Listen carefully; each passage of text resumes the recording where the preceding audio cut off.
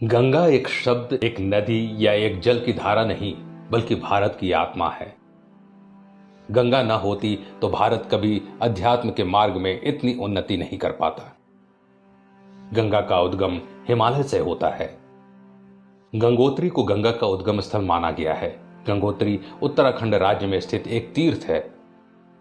सबसे पहले गंगा का अवतरण होने के कारण ही यह स्थान गंगोत्री कहलाया, किंतु असल में गंगा का उद्गम कुछ किलोमीटर और ऊपर श्रीमुख नामक पर्वत से होता है। वहां गोमुख के आकार का एक कुंड है जिसमें से गंगा की धारा फूटती है। इस गोमुख कुंड में पानी हिमालय के और भी ऊंचाई वाले स्थानों से आता है। हिमालय से निकलकर यह नदी प्रारंभ में 3 धाराओं में बंटती है: मंदाकिनी, अलकनंदा और भागीरथी। उत्तराखंड के देवप्रयाग में अलकनंदा और भागीरथी का संगम होने का दृश्य बड़ा ही विख्यात है। बाद में ये धारा गंगा के रूप में हिमालय से ऋषिकेश और फिर हरिद्वार के बाद मैदानी इलाकों में प्रवेश करती है। इसके बाद ये नदी उत्तराखंड के बाद उत्तर प्रदेश होते हुए बिहार में पहुंचती है और फिर पश्चिम बंगाल के हुगली पहुंचती है। इसके बाद ब्रह्मपुत्र नदी से मिलकर गंगा समुद्र में समा जाती है। इस स्थान को गंगा सागर कहा जाता है। हिमालय से बंगाल की खाड़ी तक गंगा अपनी यात्रा में चारों तरफ सुख समृद्धि बांटती रहती है। इस यात्रा में गंगा में कई नदियां जुड़ती हैं, जिनमें प्रमुख हैं सरयू, जमुना, सोन, रामगंगा, गोमती, गंडक, कोसी, घुघरी, महानंदा, हुगली, पद्मा, ब्रह्मपुत्र और मेघना। पौराणिक मान्यता के अनुसार गंगा नदी को भागीरथ ने स्वर्ग से धरती पर उतारा था। गंगा श्री हरि विष्णु के अंगूठे से निकलकर भगवान शिव की जटाओं में आकर बस गई थी, क्योंकि गंगा का वेग इतना प्रचंड था कि अगर सीधे गंगा धरती पर आती तो पृथ्वी का संतुलन ही बिगड़ जाता। राजा भगीरथ इक्ष्वाकु वंश यानी कि भगवान राम के ही पूर्वज हैं। ब्रह्मा से लगभग 23वीं पीढ़ी बाद और श्री राम से लगभग 14वीं पीढ़ी पूर्व भगीरथ हुए। भगीरथ ने ही गंगा को पृथ्वी पर उतारा था। हिंदुओं का ऐसा दृढ़ विश्वास है कि गंगा में स्नान करने से उनके पाप नष्ट हो जाते हैं। हर हिंदू की अंतिम इच्छा यही होती है कि मरने के बाद उसकी अस्थियां गंगा जी में प्रवाहित की जाएं। इसी विश्वास के चलते सैकड़ों वर्षों से निरंतर गंगा में इंसानी अस्थियां और राख बहाई जा रही हैं। लेकिन आश्चर्यजनक रूप से इतना सब होते हुए भी गंगा की अविरलता और निर्मलता में कभी कोई कमी नहीं आई। इसके पीछे क्या वजह है, ये हम आज इस वीडियो में जानेंगे। एक कथा के अनुसार एक दिन देवी गंगा श्री हरि से मिलने बैकुंठ धाम गई और उन्हें जाकर बोली, हे प्रभु, मेरे जल में स्नान करने से सभी के पाप नष्ट हो जाते हैं, लेकिन मैं इतने पापों का बोझ कैसे उठाऊंगी? मेरे में जो पाप समाएंगे उन्हें मैं कैसे समाप्त कर पाऊंगी? इस पर श्री हरि बोले कि गंगा, जब साधु संत और वैष्णव जन आकर आप में स्नान करेंगे तो आपके सभी पाप धुल जाएंगे।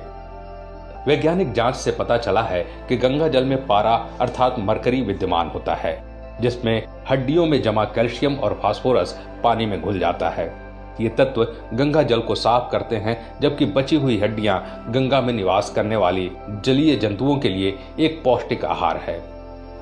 वैज्ञानिक दृष्टि से हड्डियों में गंधक होता है, जो पारे के साथ मिलकर पारद का निर्माण करता है।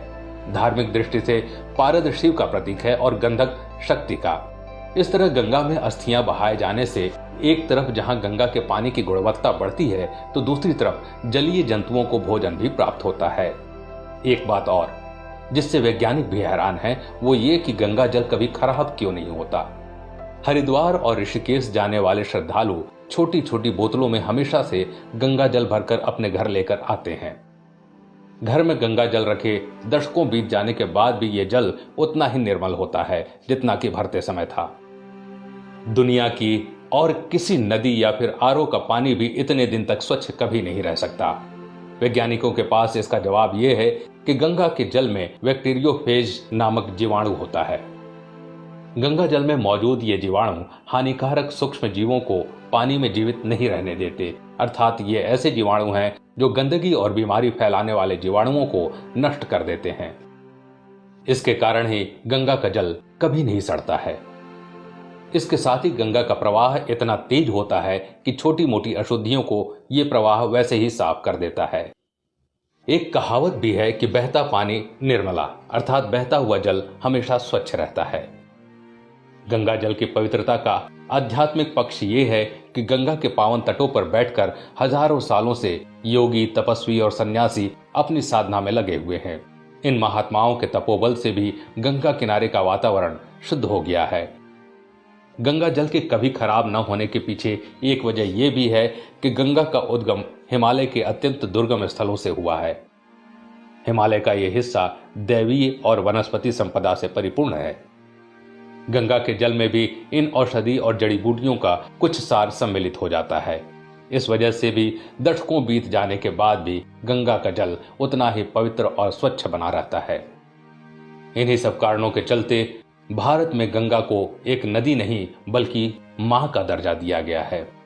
अभी संपूर्ण भारत में लॉकडाउन लगा हुआ है और अभी कुछ दिन पहले युवा वैज्ञानिकों के एक दल ने गंगा के जल का लैब में परीक्षण किया।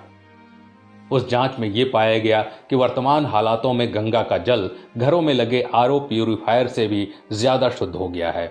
मतलब अगर गंगा को औद्योगिक प्रदूषण से मुक्त कर दिया जाए तो इसका जल पूरी दुनिया में सबसे ज्यादा पवित्र है, इसमें कोई शक नहीं।